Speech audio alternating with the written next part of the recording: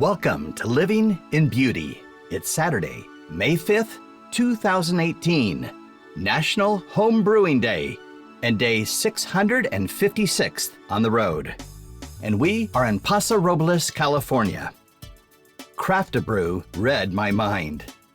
The purveyors of home brewing kits probably picked up on distress vibes when we were in Utah last year. It's a crying shame that craft beer deserts still exist in North America.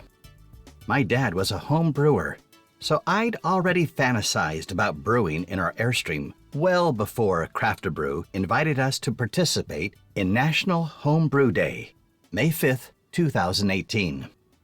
Now, keeping with family tradition, I'm brewing in beauty. Dad would be proud.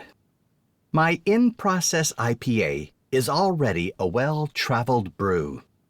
It got cooked near the border of Mexico, crossed the Tehachapi Mountains in the rain, dry camped near the Vasquez Rocks in Santa Clarita, where Kirk battled Gorn, and Blazing Saddles made farting history, and then got hopped up beneath ancient oaks at Stack Stone Cellars in Paso Robles. Now name a beer that's done all that. I mean, are we making beer history here?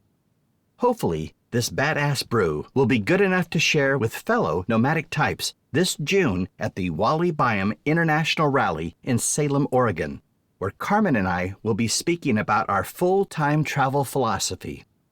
Craft Brew packs a lot of excitement in that box. Everything is beautifully illustrated, neat, and organized. The idiot-proof instructions are in large print. Every ingredient and gizmo I need to brew beer is in the box. The reusable tools and consumables.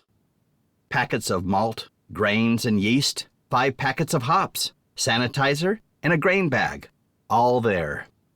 I chose an IPA, and special instructions are included. Craft Brew takes care of the details, so the brewing process is fun. Here's how I brewed IPA in my 30-foot Airstream. First, I fill the 1-gallon carboy with fresh filtered water. Pouring the water into the stock pot, I make sure there's enough room, about an inch, to avoid boilovers. Then, set the stovetop temperature on high. Then cut open the grains and pour the entire contents into the grain bag. Then, tie a knot in the grain bag to secure its contents and wait for the water to reach 155 degrees. Setting the timer for 15 minutes, I push start. Immediately, the grains go into the hot water while maintaining 155 degrees.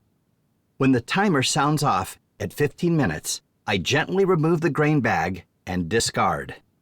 With the stovetop temperature on high, I wait until the water starts to boil, just the first few bubbles. I remove the boiling pot from the stovetop and set it on the counter.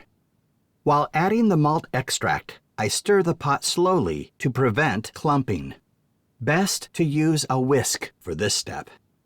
The malt is now completely dissolved, so I place the pot back on the stovetop and turn the temperature to medium-high and wait for the wort, my unfermented beer, to reach a boil. Set the timer for 20 minutes and push start. When the timer goes off, I take the pot off the stovetop and place it on the counter. I insert the thermometer into the wort and wait for it to cool down. When the wort cools to 180 degrees, I add the 3 packets of hops named Hop Stand. For my IPA, I use Mosaic, Citra, and Simcoe hops. Then, I set the timer for 30 minutes and push start. When the timer goes off, I place the pot in an ice bath to quickly reduce the temperature below 75 degrees. While waiting for the wort to cool, I clean the stainless steel sink, add water and half a packet of sanitizer. Then I place the carboy, funnel, tubing, thermometer, rubber stopper, and frothing cup into the sanitizer water for 60 seconds. This is to prevent contamination. If I mess this part up, my beer will taste awful. After sanitizing, each item is carefully placed on a clean paper towel. The wort is cooled below 75 degrees. Now it's time to transfer the batch to the sanitized carboy. I use our frothing cup to scoop out the wort and pour, by cupfuls, into the funnel, which is lined with cheesecloth for a filter. I hope the cheesecloth didn't contaminate the wort. Time will tell. The wort is fully transferred, so now I fill the carboy to the 1-gallon mark with fresh filtered water. The contents of the yeast packet go into the carboy and I insert the rubber stopper. Now, I dip my hands into the sanitizer water, cover the hole in the rubber stopper with my thumb, and shake the carboy for over a minute to fully mix and oxygenate the yeast. To avoid overflow during fermentation, I put the tubing into the rubber stopper and the other end into a half-full tumbler of water. I transfer the carboy, tubing, and tumbler into the original Brew box and place it on the floor in a cool, dark place on my side of the bed for 2 weeks.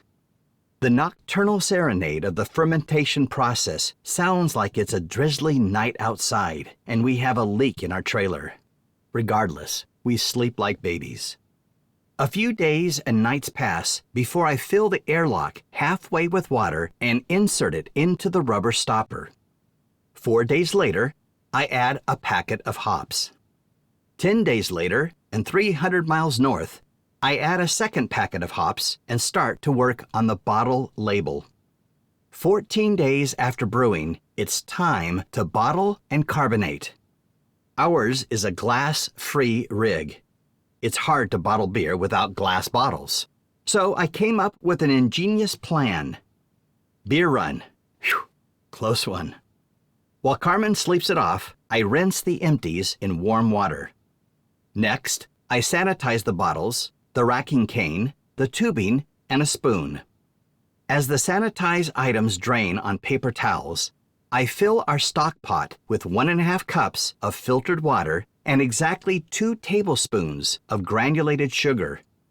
The sugar is food for the yeast, so it carbonates my beer. Over a medium-high fire, I stir until the sugar is dissolved. Then boil for 5 minutes and let it cool. I clean and fill the sink with fresh filtered water and submerge the tubing with the clamp open to completely fill the tubing. With one clamp on the end of the tubing, I attach the racking cane to the other. Then, insert the racking cane into the rubber stopper, keeping the end far away from the sediment on the bottom of the carboy. I release the clamp and drain out the water used to prime the tubing, then clamp again. In this way, I transfer all the beer from the carboy into the pot of sugar water. Using the sanitized spoon, I gently mix the beer together with the sugar water. Again, I clean and prime the tubing and set the sanitized bottles below the level of the pot. Carmen holds the tube inside the beer, and I fill each bottle slightly higher than the start of the neck. From here, the carbonation process takes 2 weeks. We'll be in Southern Oregon by then. The first batch is such a distraction. You know how it is. We'll never take this many photos of the next one, which will probably be even better. Maybe a good, honest stout or a black IPA. One question, though, for Craft a Brew. Do we need a prescription to do this in Utah? Thank you for joining us in Living in Beauty. If you like this post and want to be notified when a new one is released, please enter your email address and click the follow button at the bottom of this page. Well, that's it for now. See you next time.